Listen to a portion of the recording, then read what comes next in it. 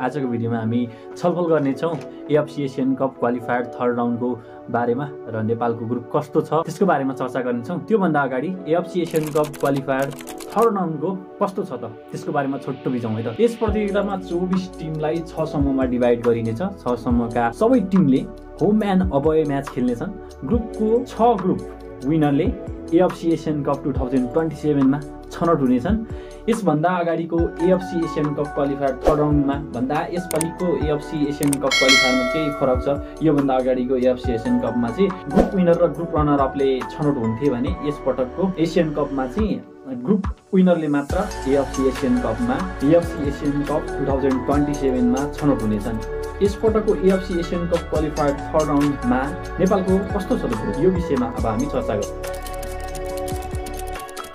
नेपालले AFC Asian cup qualifier 2027 third राउन्डमा group एफमा परेको छ। नेपालसँगै भियतनाम, मलेसिया र लाओस रहेका छन्। भियतनाम एएफसी एसियन कपमा 5 चोटि खेलेको टिम हो Vietnam. Back to back last 2 एडिसनको एएफसी एसियन कप पनि खेलेको छ भियतनामले। त्यतिखेर भियतनाम ग्रुप स्टेजबाट नै बाहिरिएको थियो। मलेसियाले एएफसी एसियन कपमा 4 पटक पार्टिसिपेट गरेको छ। रिसेन्ट एएफसी एसियन कपमा पनि मलेसियाले साउथ कोरिया जस्तो एसियाको एकदम पावर हाउसलाई 3-3 को ड्रमा समेत रोकेको थियो। मलेसियाको टिमले नेपाल र लाओस वर्ल्ड कप क्वालिफायरमा पनि प्रतिस्पर्धा गरेका टिम हुन्।